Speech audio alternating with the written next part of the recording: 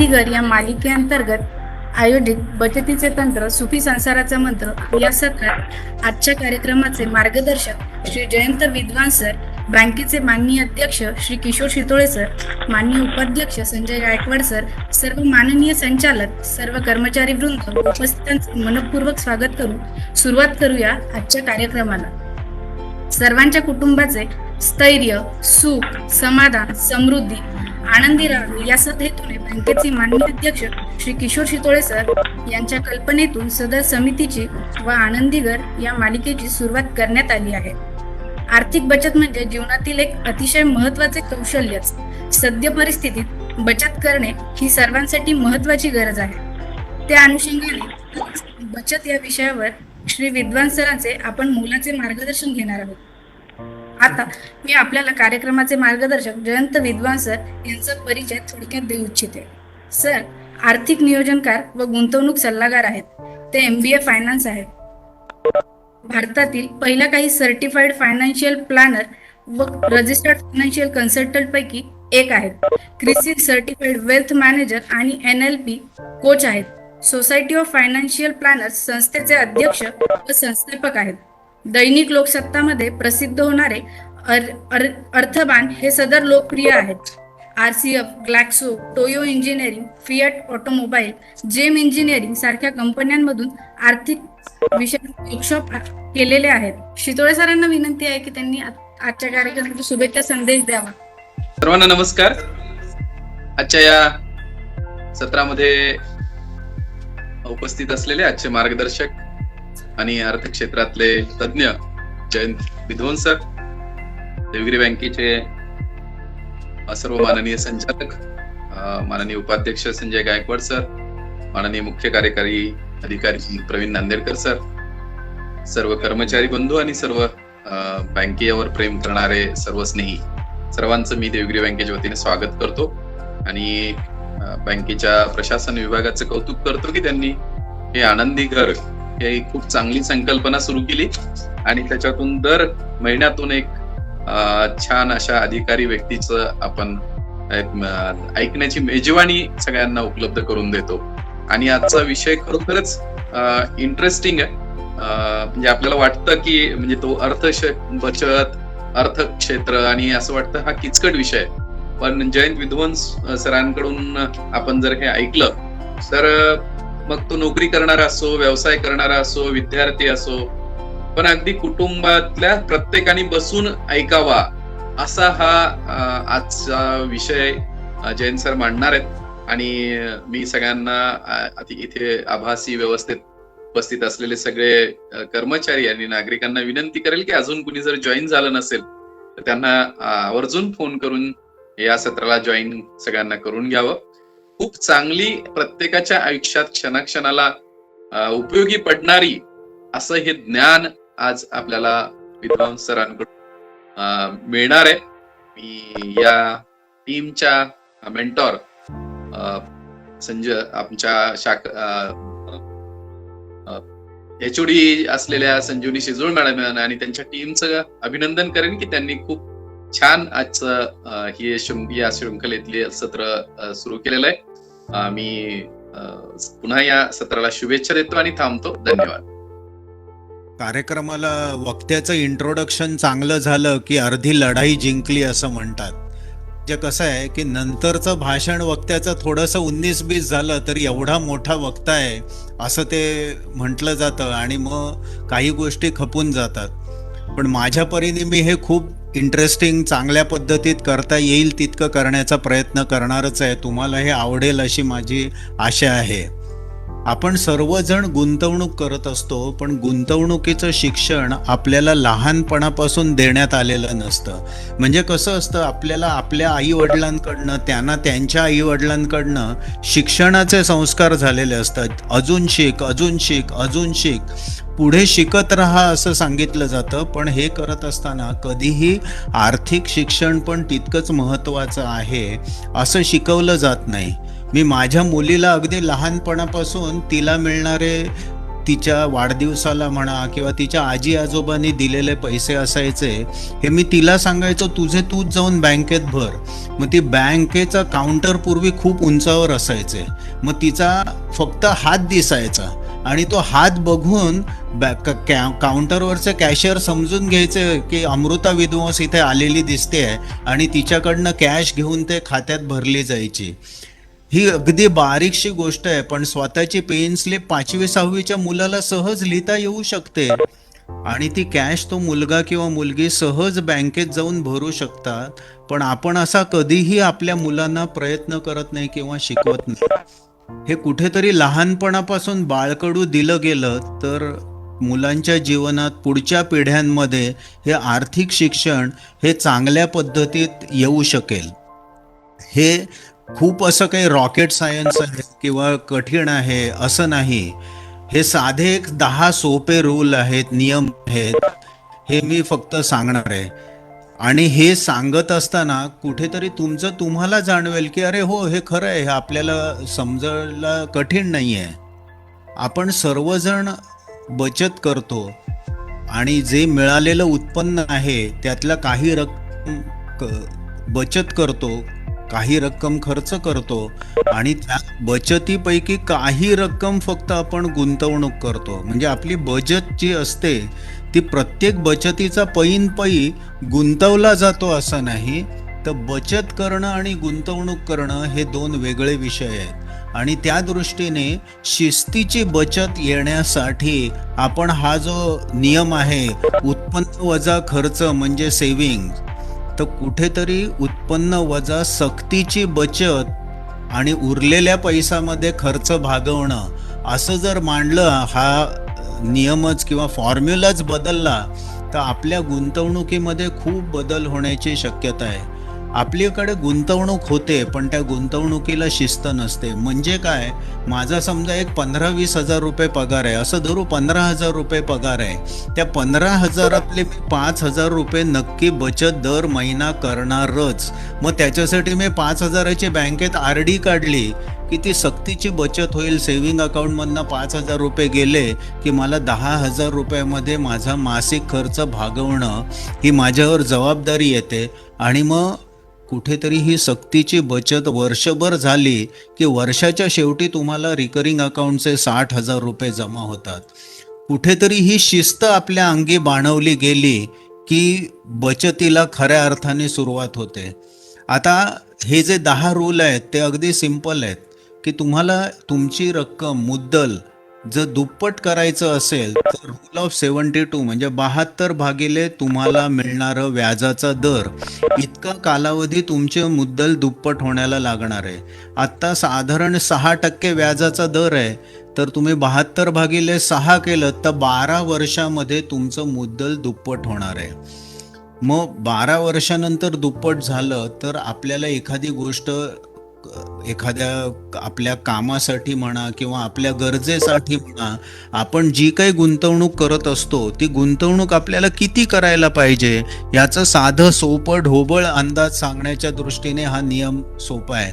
उद्या व्याजाचा दर समजा 12% झाला तर तुमचं मुद्दल 6 वर्षात दुप्पट होईल. पण 12% आपल्याला व्याज मिळणं हे कठीण आहे. आपल्याला बचतीचा वेग त्या पद्धतीत वाढवला कसा पाहिजे, किती पाहिजे ह्याच्यावरनं अंदाज येतो. तसंच तुमचं मुद्दल तिप्पट होणं गरजेचं असेल, अपेक्षित असेल, तर हा 114 भागिले व्याजाचा दर असं जर तुम्ही गणित मांडलं तर तुम्हाला 19 वर्षात तुमचं मुद्दल तिप्पट होईल. म्हणजे 1 लाखाचे 3 लाख व्हायला 19 वर्ष लागतील. तसंच 1 लाखाचे 4 लाख व्हायला हाच नियम 114 भागिले व्याजाचा 6% दर असं जर विचार केला तर तुमचे 24 वर्षामध्ये 1 लाखाचे 4 लाख रुपये होतील. हे आता गणित अशा पद्धतीत का मांडायचं? आपण मुलाच्या शिक्षणाची सोय, मुलीच्या शिक्षणाची सोय आणि कुठेतरी पोस्ट ग्रॅज्युएशन, ग्रॅज्युएशन अशासाठी रक्कम बचत करत असतो. तर ही बचत करताना साधे ठोकताळे विचारात घेऊन आपल्याला किती रक्कम दर महिना बचत करायला लागेल, की मुदत संपल्यानंतर मला किती रक्कम मिळेल आणि माझी गरज काय आहे ह्याचा अंदाज येण्याच्या दृष्टीने हे गरजेचं आहे. तसंच आपलं मुद्दल महागाई खाऊन टाकत असते. हे आपल्याला कधी लक्षातच येत नाही. म्हणजे महागाई दरवर्षी किती वाढते आणि त्यानुसार मला मिळणारं व्याज किती आहे, असं आपण गणित मांडून बचत करत नाही. उदाहरणार्थ, सध्या महागाईचा दर साधारण 6-6.5% आहे आणि व्याजाचा दर 6% आहे.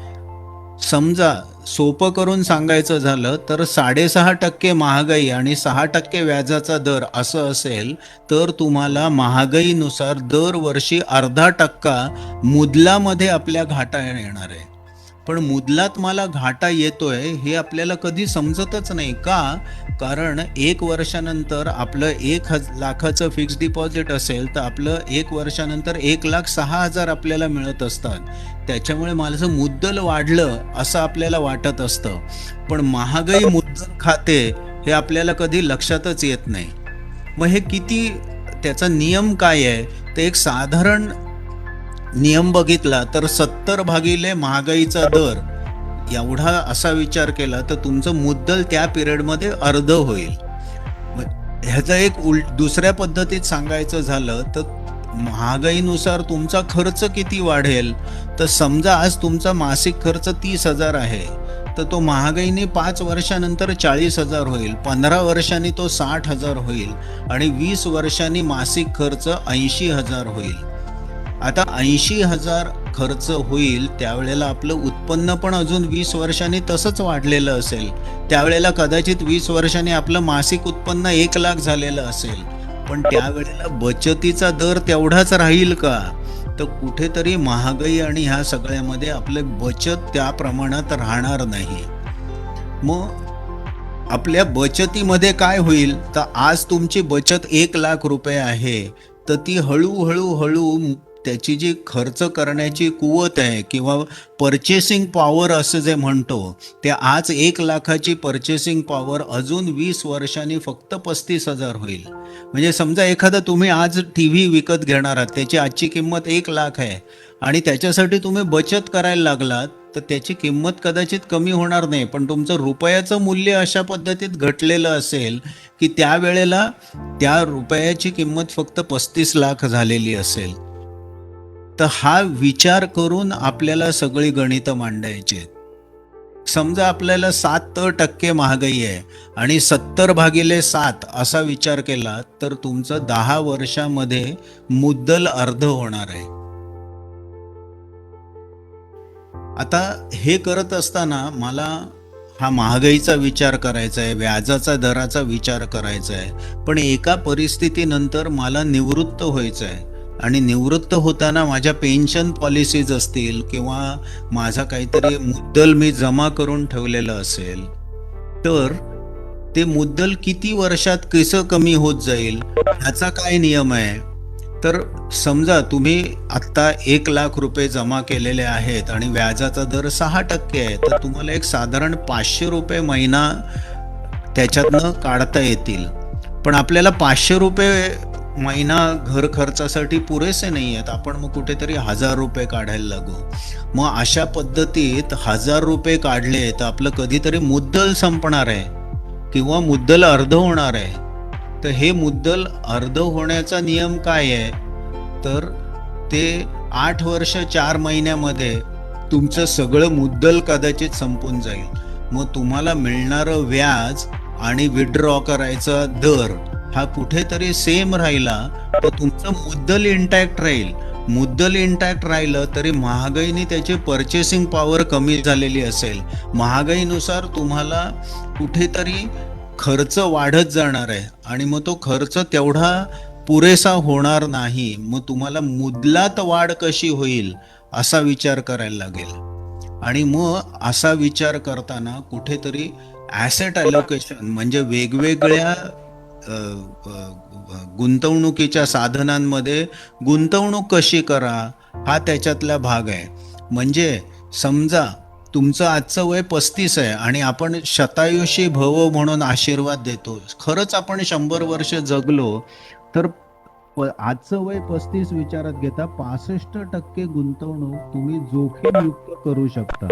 जोखीमयुक्त गुंतवणूक काय असू शकते? की मग ते शेअर बाजारातले शेअर्स असतील किंवा इक्विटी म्युच्युअल फंड असतील, प्रॉपर्टी असेल, सोनं असेल. आपण सोनं खूपदा सेफ इन्व्हेस्टमेंट म्हणतो, पण सोन्याच्या भावामध्ये सुद्धा चढ उतार खूप होत असतात.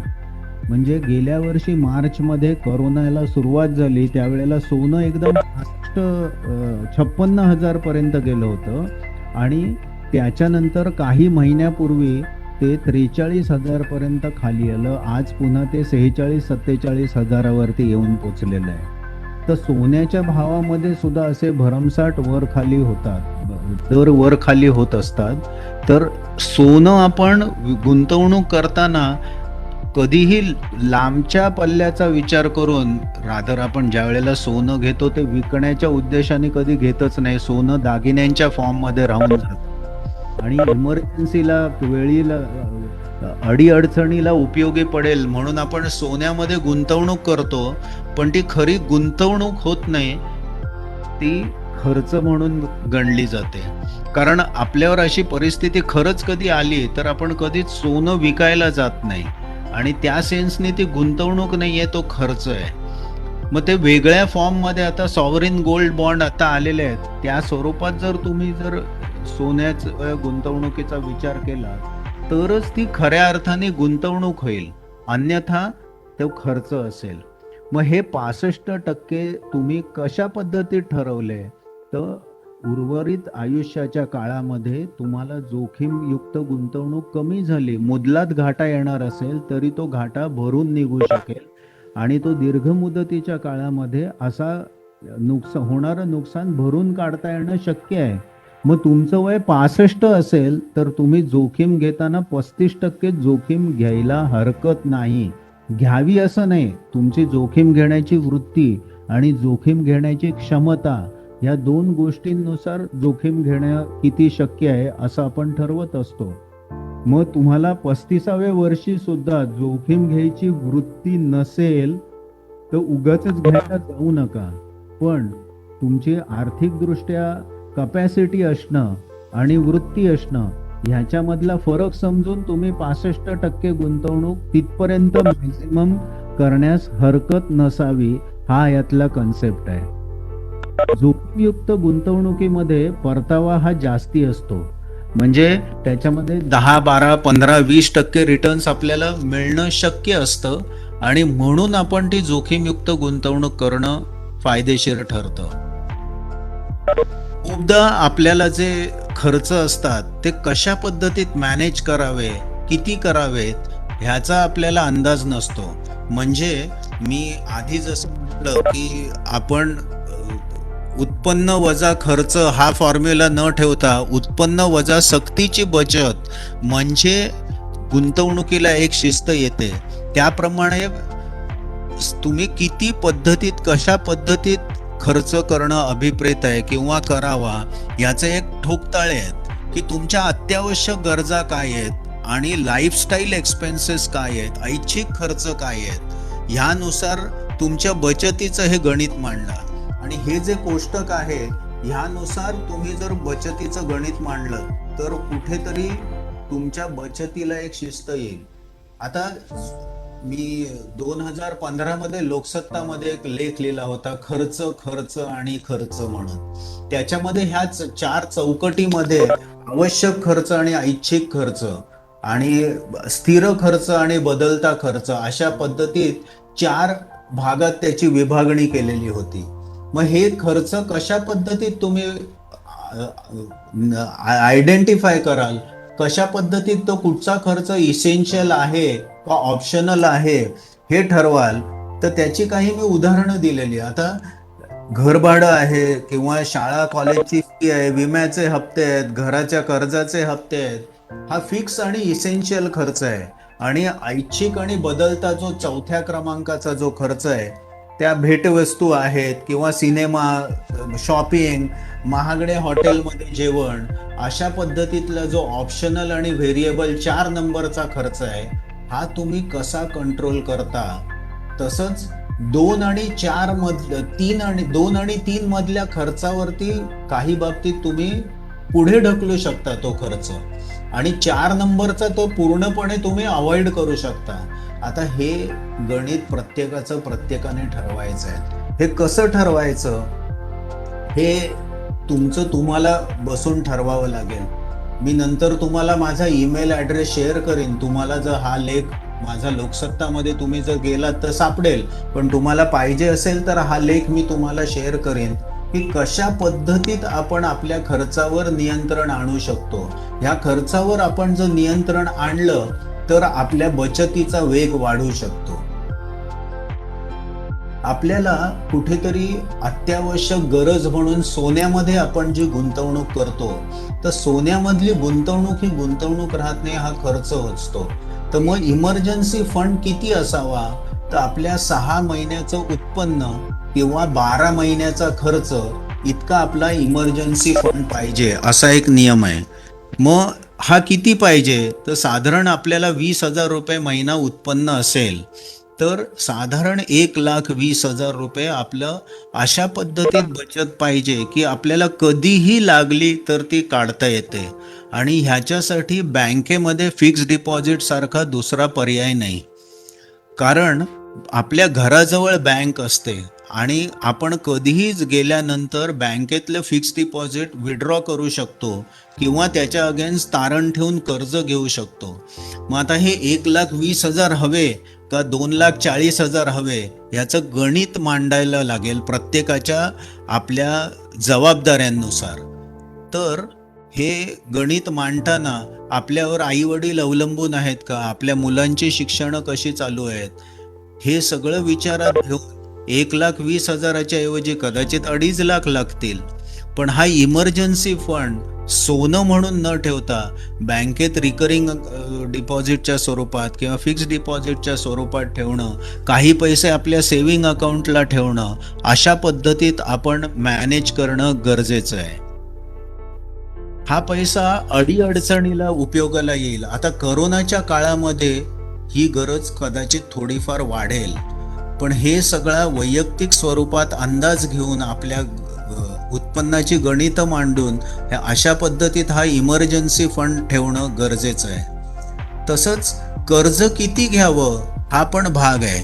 खूपदा असं होतं की बँका कर्ज कमी व्याजाने देत आहेत म्हणून कर्ज काढलं जातं. आणि 2008च्या आर्थिक मंदी ज्या वेळेला आली होती, अमेरिकेमध्ये सबप्राईम क्रायसिस झाल्या त्यावेळेला खूप जणांनी, नवरा बायको दोघेही नोकरी करतायत आणि बँकांकडनं कर्ज स्वस्त झालेलं आहे म्हणून घरासाठी कर्ज, गाडीसाठी कर्ज, घरातल्या वस्तूंसाठी कर्ज, अशा पद्धतीत कर्ज घेतलेली होती.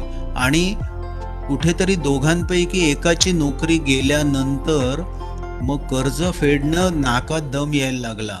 मग गाडी विका, कर्जाचे हप्ते थकवून ठेवा, असं करण्यापेक्षा तुमच्या उत्पन्नाच्या 40% हप्ता असेल, मासिक टेक होम उत्पन्न जे काही असेल त्याच्या 40% जर तुमचा कर्जाचा हप्ता असेल तर हे नंतर सुद्धा, म्हणजे कुठेतरी तुम्ही इमर्जन्सी फंड निर्माण केलाय आणि कर्जाचे हप्ते मर्यादित आहेत, तर हे तुम्हाला कुठेतरी 6 महिने, 1 वर्ष या सगळ्या गोष्टी मॅनेज करणं सोपं जातं.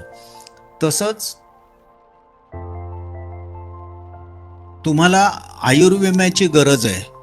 ही गरज किती आहे हे साधारण ठोकताळे जर आपण असे विचारात घेतले की तुमचं वार्षिक उत्पन्न आहे त्याच्या 20 पट तुम्हाला आयुर्विम्याची गरज आहे. मग हा नियम कसा ठरवला आहे, तर तुमच्या समजा आज वय तुमचं 31 किंवा 35 आहे, तर तुमच्या पुढील काळात मिळणारं तुमचं उत्पन्न आहे ते तुम्ही नसाल तरी सुद्धा तुमच्या कुटुंबाला त्याची गरज आहे. मग ती गरज तुमचं जे मासिक उत्पन्न आहे त्यातनं आज भागवली जाते आणि कुठेतरी तुमचं सेव्हिंग केलं जात आहे. तुमच्या मुलाचं किंवा मुलीचं पुढे शिक्षण आहे, त्या शिक्षणाची सोय म्हणून आज तुम्ही गुंतवणूक करतात, पण तुम्ही नसाल तर ती गुंतवणूक थांबणार आहे. तर त्या जबाबदारीची गरज ओळखून तुम्हाला त्याचा इन्शुरन्स घ्यायचा आहे. आता हे गणित मी साधं सांगितलंय की तुमचा वार्षिक उत्पन्न समजा 1.5 लाख आहे, तर समजा ते 2.5 लाख आहे, तर 2.5 लाखाच्या 20 पट म्हणजे 50 लाखाचा तुम्हाला इन्शुरन्स पाहिजे. आणि ह्याच्यासाठी स्वस्त आणि मस्त हा इन्शुरन्स म्हणजे टर्म इन्शुरन्स, मुदतीचा विमा. की आता तुम्हाला 50 लाखाला वय जर 35 असेल तर साधारण 10,000 रुपये वर्षाला हप्ता येतो. आणि 10,000 रुपये हा हप्ता तुम्ही सहज भरू शकता. म्हणून आता कोरोनाच्या काळात किंवा एखादी नोकरी गेली किंवा तुमचं उत्पन्न अर्धच झालं, खूप जणांच्या बाबतीत असं झालं की कोरोनाला सुरुवात झाल्यावर पगार अर्धे झाले, त्यावेळेला तुम्हाला इन्शुरन्सचे हप्ते भरता येणं तितकंच महत्त्वाचं आहे. पण त्यावेळेला तुमच्या जबाबदाऱ्या कमी झालेल्या नसतात. त्याच्यामुळे स्वस्त आणि मस्त असा जो इन्शुरन्स असेल तर टर्म इन्शुरन्स आहे. पण आपण कसं होतं की आपण इन्शुरन्स कधीही मागायला जात नाही. असं म्हटलं जातं की इन्शुरन्स हा गळ्यात मारला तरच घेतला जातो, नाहीतर घेतच नाहीत लोक. पण समजा तुम्ही आपली गरज ओळखलीत, आपल्यावरच्या जबाबदाऱ्या ओळखल्यात, आपल्यावरच्या आई वडील आपल्या बरोबर राहत आहेत, त्यांची आर्थिक जबाबदारी आपल्यावर आहे, आपल्या मुलांची शिक्षणं बाकी आहेत, आपल्या पत्नी नोकरी करत नाही आहे किंवा घरामध्ये एकच व्यक्ती नोकरी करते, असं सगळं असताना आपल्याला इन्शुरन्स खूप मोठ्या रकमेचा पाहिजे. पण असा विचार करून आपण आपली गरज ओळखून इन्शुरन्स मागत नाही. आपलं काय होतं की आपल्याला टॅक्स वाचवण्यासाठी इन्शुरन्स पॉलिसी घेतो आणि कुठेतरी 2 गोष्टींची आपण गल्लत करतो. म्हणजे गुंतवणूक आणि गरज ह्या 2 गोष्टी तुम्ही स्वतंत्र केल्यात तर तुम्हाला स्वस्त आणि मस्त टर्म इन्शुरन्स मिळू शकतो. त्याच्यावर उत्तर असं दिलं जातं की ह्याचे पैसे परत मिळत नाहीत.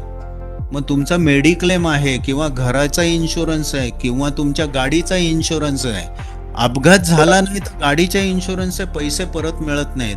पण आपण असा विचार करत नाही की मला पैसे परत मिळत नाहीत तर गाडीचा इन्शुरन्स काढा कशाला, किंवा गाडीचा इन्शुरन्स क्लेम करण्यासाठी मुद्दामून आपण काहीतरी ॲक्सिडेंट करत नाही.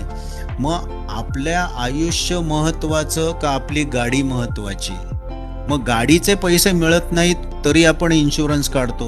मग आपल्या पैसे परत मिळत नाहीत मग आपण इन्शुरन्स घ्यायचा नाही, हे चुकीचं आहे. कुठेतरी ह्या सगळ्याचा डोळसपणे विचार करून गुंतवणूक आणि गरज ह्या गोष्टींमध्ये फारकत घेतलीत की आपल्याला काही गोष्टी चांगल्या पद्धतीत करता येतात. तशीच आपली एक गरज ही मेडिक्लेमची आहे.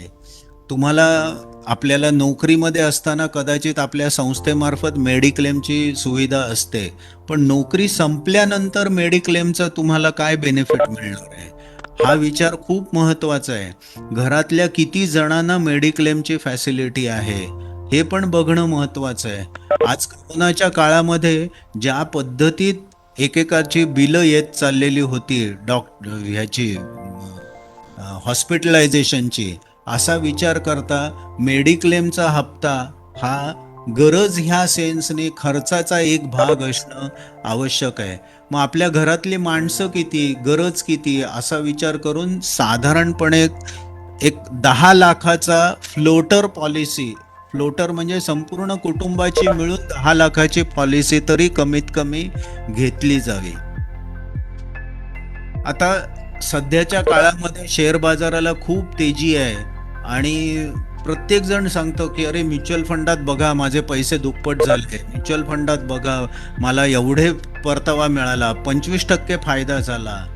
तर हा फायदा म्युच्युअल फंडाच्या शेअर बाजार रिलेटेड योजनांमधनं मिळतो ही वस्तुस्थिती आहे. पण वेगवेगळ्या गुंतवणुकांचे हे प्रकार आहेत आणि सगळ्या गुंतवणुका ह्या चांगल्या आहेत. शेअर बाजारात आज तुम्हाला खूप मोठा फायदा दिसतोय, म्युच्युअल फंडात फायदा दिसतोय, म्हणून त्याच्यामध्ये सगळे पैसे गुंतवणूक करणं हे बरोबर नाही. प्रत्येक स्कीमच्या योजनेचे फायदे तोटे आहेत. माझी गरज काय आहे हे आधी ओळखा आणि मग म्युच्युअल फंडाला जा. खूपदा असं होतं की मला 2 वर्षामध्ये मुलीच्या शिक्षणासाठी पैसे लागणार आहेत, तर ते 2 वर्षाचे पैसे जर तुम्ही आज म्युच्युअल फंडाच्या शेअर योजनेत घातलेत आणि अजून 2 वर्षांनी समजा मंदी आली तर तुम्हाला मुदलात घाटा होईल. मग अशा वेळेला तुम्ही नक्की कशात गुंतवले पाहिजे, तर 2 वर्षात लागणारे पैसे तुम्ही बँकेतच फिक्स्ड डिपॉझिट स्वरूपात ठेवायला पाहिजेत. त्याला दुसरा पर्याय नाही. तुमच्या गरजा नक्की काय आहेत हे ओळखून घ्या आणि त्या गरजानुसार तुम्ही ह्याच्यामध्ये इन्व्हेस्टमेंट करा. माझी गरज तर निवृत्ती नियोजन करणं अशी आहे आणि मला निवृत्त होण्यासाठी अजून साधारणपणे एक 20 वर्षाचा कालावधी आहे. एवढ्या दीर्घ मुदतीची जी गुंतवणूक आहे ती तुम्ही जरूर म्युच्युअल फंडामार्फत करा. तुम्हाला आज घर घ्यायचं आहे आणि त्या घरासाठी मी पुढची 5 वर्ष गुंतवणूक करणार आहे आणि पुढे 5 वर्षानंतर ज्या वेळेला घर घेईन त्यावेळेला मी त्याच्यावरती म्हणजे माझी 20% रक्कम आणि 80% मी बँकेकडनं कर्ज घेणार आहे. असे 5 वर्षात लागणारी जी रक्कम आहे ही बँकेमध्ये फिक्स डिपॉझिट ठेवा. ही रक्कम तुम्ही म्युच्युअल फंडात जाण्यात अर्थ नाही. दीर्घ मुदतीसाठी लागणारी रक्कम आहे की जी मला 15 वर्षांनी लागणार आहे, 20 वर्षांनी लागणार आहे, अशी रक्कम तुम्ही म्युच्युअल फंडात जाणं केव्हाही चांगलं आहे. हे साधारणपणे आपण म्युच्युअल फंडाचे रिटर्न 12% 15% मिळतात असं आपण गणितात धरून चालतो. पण हे 12% अशा पद्धतीत मिळत नाहीत. आपण 12% म्हणतो त्यावेळेला दरवर्षी मला 12% पुढचे 10 वर्ष मिळतील का, तर तसं होत नाही. म्युच्युअल फंडाचे रिटर्न्स हे कधी 5% वजा मिळतील, कधी 40% वजा मिळतील, तर कधी 52% 41% नफ्यात असतील. तर हे गणित समजून तुम्हाला 10 वर्षाला सरासरी 12% मिळणं वेगळं आणि दरवर्षी 12% मिळणं वेगळं. कदाचित तुम्ही असा विचार न करता जर पैसे गुंतवलेत आणि तुम्हाला 2 वर्षात लागणारे पैसे आहेत, तुम्ही जर म्युच्युअल फंडात गेलात तर नुकसान होण्याची शक्यता आहे. आता सगळ्यात शेवटचा भाग म्हणजे आपण सगळेजण गुंतवणूक करतो, पण गुंतवणूक करताना आपल्याला मृत्यूपत्र बनवलं पाहिजे असा आपण कधीही विचार करत नाही. तुमचं वय काहीही असो, अगदी तुम्ही 30-35 वर्षाचे असाल तरी सुद्धा तुमच्यावरच्या जबाबदाऱ्या विचारात घेऊन तुम्हाला मृत्यूपत्र बनवणं गरजेचं आहे. गोड भाषेत याला इच्छापत्र म्हणतात, पण शेवटी व्यवहार हा व्यवहाराच्या भाषेत करायचा असतो, म्हणून मी शब्द मृत्यूपत्र असा वापरला. आपलं वय समजा 35 आहे, आपल्या पत्नीचं वय 30-32 आहे आणि आपल्याला 2-3 वर्षाचं समजा मूल आहे. आपण समजा दोघेही नसू तर त्या मुलाचं पालकत्व कोणाला द्यायचं हे तुम्ही विल मध्ये लिहून ठेवू शकता. अन्यथा त्याचं पालकत्व कोणाकडे द्यायचं हे हायकोर्ट ठरवतं. काका मामा आत्या मावशी कोणाकडे ही जबाबदारी ठरवणं हे हायकोर्ट ठरवतं. तसंच आपले वारसदार कोण आहेत हे हिंदू वारसा कायद्यानुसार ठरवलं जातं. आणि स्त्रियांच्या बाबतीत विचार केला तर स्त्रियांना त्यांच्या आई वडिलांचा हक्क ह्याच्यात दिला जात नाही. स्त्रियांच्या प्रॉपर्टीमध्ये बाय डिफॉल्ट एखाद्या स्त्रीच्या मृत्यूनंतर तिचे वारसदार तिचा पती आणि तिची नेक्स्ट जनरेशन म्हणजे मुलं बाळं असतात. पुरुषांच्या बाबतीत त्यांचे वारसदार पत्नी, मुलं आणि त्याची आई असते. कुठेतरी त्या पुरुषाच्या आईचा पण विचार वारसांमध्ये केला गेलेला आहे, पण हा विचार स्त्रीच्या बाबतीत केला गेलेला नाही. याच्यात चूक का बरोबर हा भाग नाही. हिंदू वारसा कायदा हा 50-60 वर्षापूर्वी बनवला गेलेला आहे आणि त्याच्यानंतर आई वडिलांच्या प्रॉपर्टीमध्ये महिलांना हक्क आला, पण महिलांच्या प्रॉपर्टीमध्ये आई वडिलांना लग्न झालं असेल तर हक्क नाही. हे असे वेगवेगळे खाचाखोचा आहेत. पण इच्छापत्रावरती मी लोकसत्तामध्ये 3 लेख लिहिले होते. आता हे 3 लेख मला सगळे आत्ता मांडता येणं शक्य नाही. मी साधारण ह्याचा विचार करणं का आवश्यक आहे ह्या पद्धतीत मी तुम्हाला सांगितलं. आणि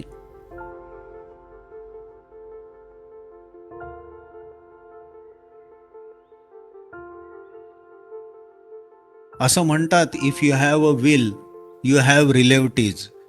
If you don't have the will, you have too many relatives. हे इंग्रजी मधलं एक सुभाषित म्हणा किंवा चांगलं वाक्य आहे, माझ्या नजरेस आलं म्हणून हे मी मांडलेलं आहे. धन्यवाद. तुमचे काही प्रश्न असतील तर जरूर विचारा. आपण त्या प्रश्नांची थोडक्यात जी काही उत्तरं देता येणं शक्य असेल त्याप्रमाणे विचार करू. तुम्हाला जर काही माझे जुने लेख, आत्ता मी जसं म्हटलं खर्च खर्च आणि खर्च, हा एक लेख मी लिहिलेला होता, किंवा माझ्या इच्छापत्रावरती काही लेख लिहिलेले होते, तर असं काही तुम्हाला माहिती पाहिजे असेल तर मला जरूर तुम्ही ईमेलनी कळवा, मी तुम्हाला त्याची माहिती नक्की देईन. धन्यवाद.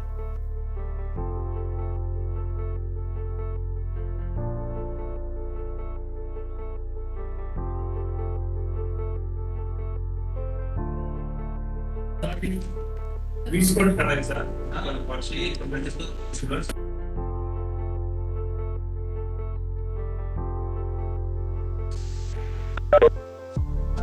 सर नमस्कार. हा, सर तुम्ही आता म्हणलात की आपल्या उत्पन्नाच्या 20% आपण 20 पट आपण इन्शुरन्स काढावा, बरोबर.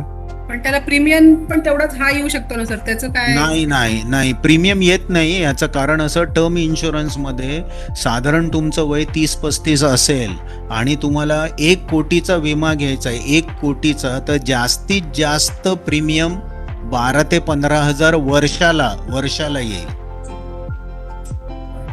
सर आता आमचं वय 48 ते 50 या कालावधीतला आहे, अशा वेळेला आम्ही कशा पद्धतीने ते मॅनेज आता करायचं? तुम्हाला 50 लाखाचा हे साधारण 15,000ला पडेल.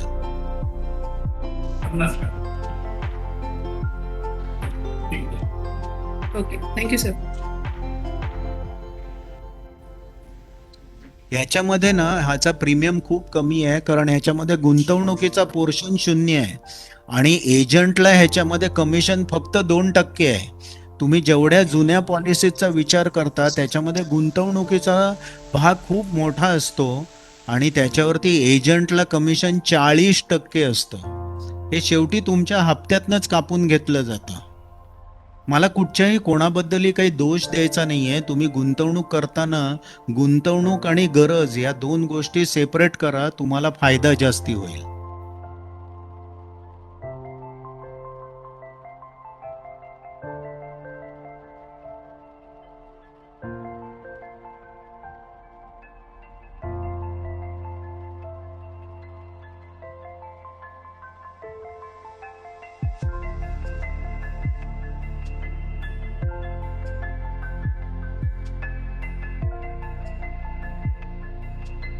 हॅलो,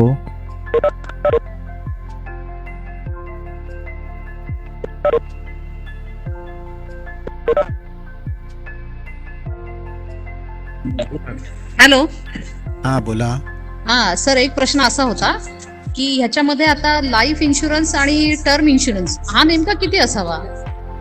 हा लाईफ इन्शुरन्सच मध्ये वेगवेगळे प्रकार आहेत. मनी बॅक पॉलिसी आहे, एंडोमेंट पॉलिसी आहे, जॉईंट लाईफ पॉलिसी आहे, तशी ही टर्म लाईफ पॉलिसी आहे. लाईफ इन्शुरन्सच टर्म इन्शुरन्स हा एक प्रकार आहे.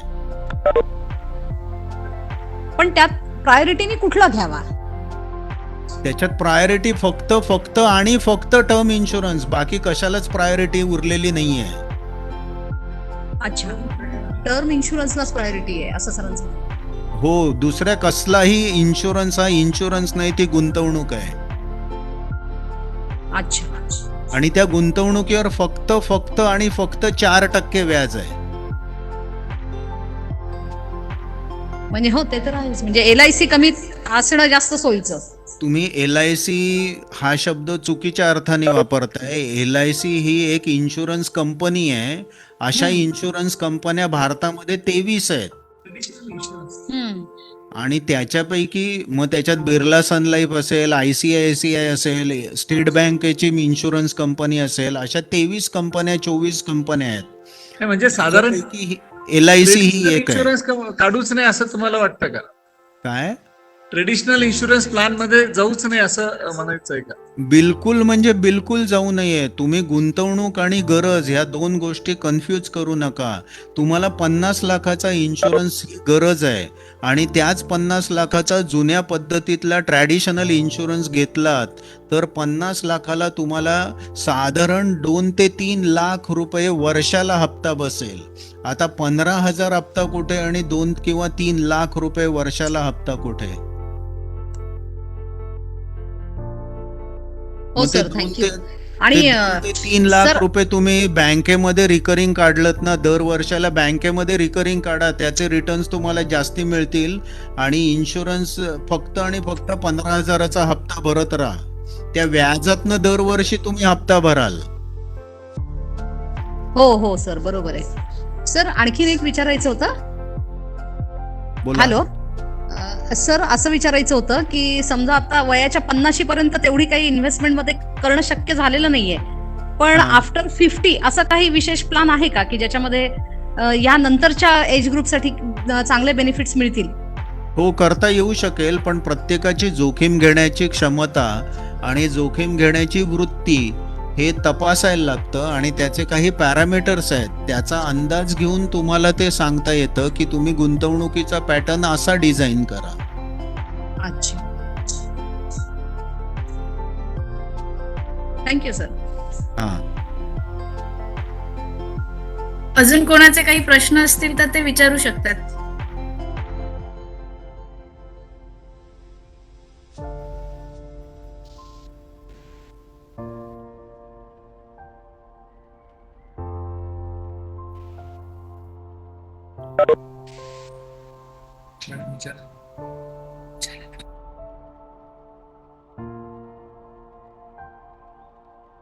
चितोळे साहेब, तुम्ही प्रश्न विचारणाऱ्याला काहीतरी ना बक्षीस ठेवा, तर लोक प्रश्न विचारतील, नाहीतर लोक प्रश्न विचारायला सुद्धा असे घाबरतात. खरंय खरंय सर. मनाली मॅडमनी सांगितलं की विचारतील सगळे.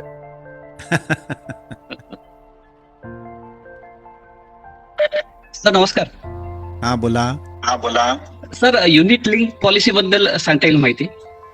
हा, युनिट लिंक पॉलिसीमध्ये तुम्हाला इन्शुरन्स कमी असतो, आणि मुद्दल तुमचं जे असतं त्याच्यामध्ये गुंतवणूक हा प्रकार मोठा असतो. म्हणजे तुमची 10 लाखाची पॉलिसी असेल तर तुम्हाला वर्षाचा हप्ता कुठेतरी 1,00,000 रुपये वगैरे येतो, की जो तुम्ही पुढचे 5 वर्ष भरा, 10 वर्ष भरा, आणि तुमचं मुद्दल वाढत जसं जाईल तसं मेडिक्लेमचा इन्शुरन्स कव्हर 0 होतो.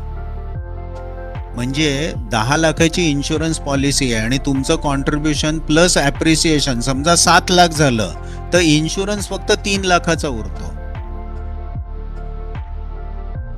त्याच्यामुळे टर्म इन्शुरन्स हा फक्त इन्शुरन्स घ्यावा.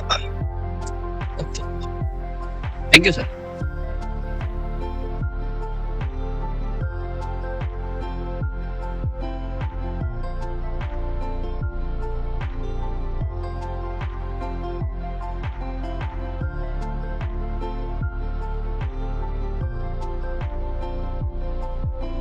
अजून कोणाचे काही प्रश्न आहेत का?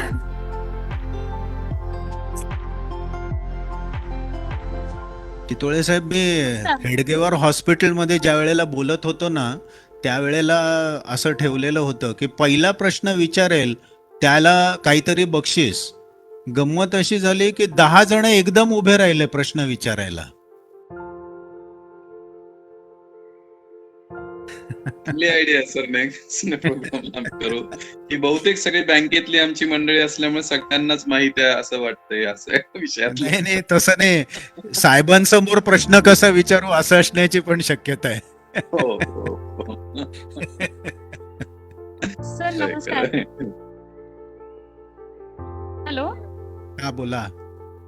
सर नमस्कार. एक प्रश्न विचारायचा होता बोला. की म्युच्युअल फंडामध्ये आपण कितपत इन्व्हेस्टमेंट करावी आणि ती किती फायदेशीर राहील? कुठचीही गोष्ट फायदेशीर किंवा नुकसानीची अशी नाहीये.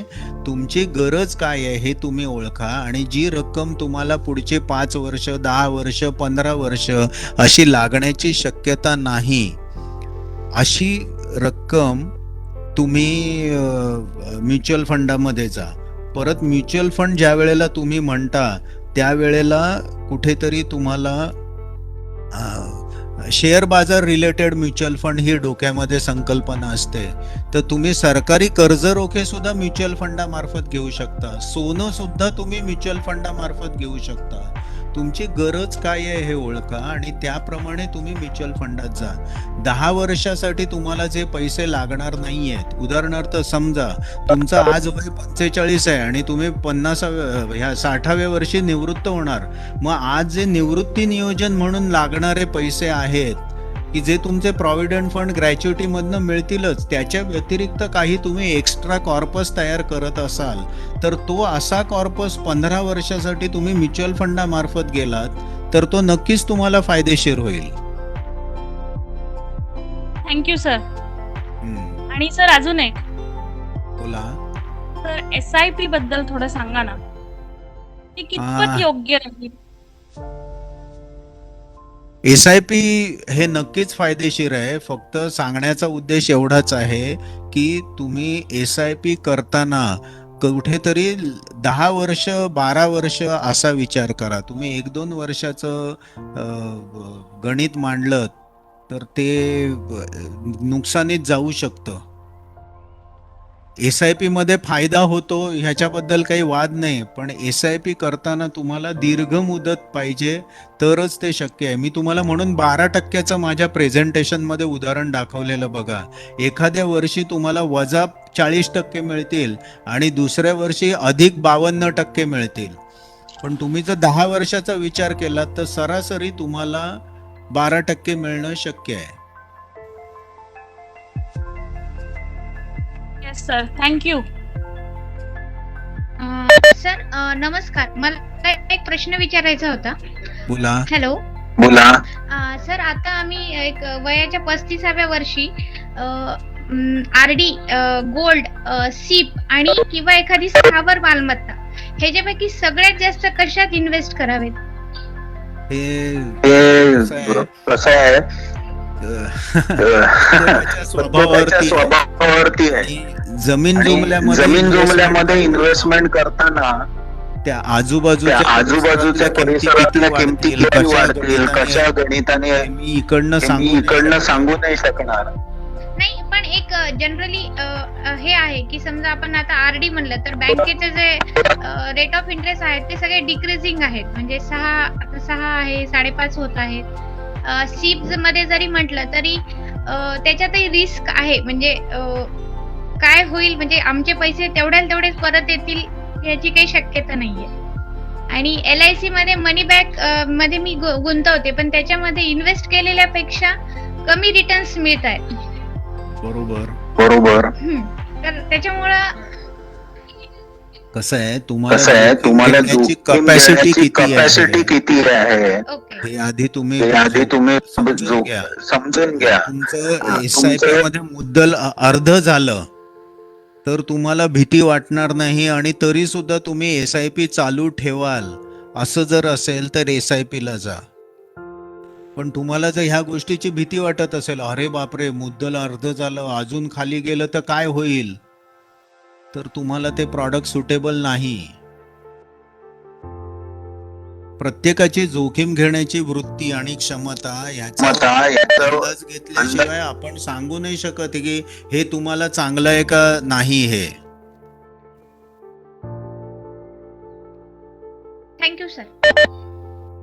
धन्यवाद विद्वान सर. थेंबे थेंबे तळे साचे ही आपल्या मराठीतली एक जुनी म्हण आहे.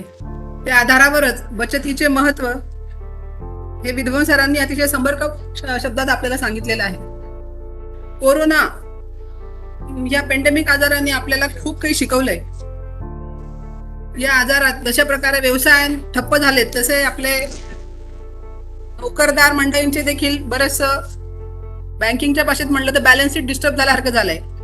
त्या अनुषंगाने सरांनी आपल्याला गुंतवणूक व गरज, मेडिक्लेम इन्शुरन्स, गोल बेस इन्व्हेस्टमेंट, अल्पमुदत दीर्घ मुदत गुंतवणूक कशी करावी, तसेच मृत्यूपत्राचे महत्व या विषयावर खूप सुंदर पद्धतीने आणि साध्या शब्दात सर्व विषयाचा अहापोह केलेला आहे.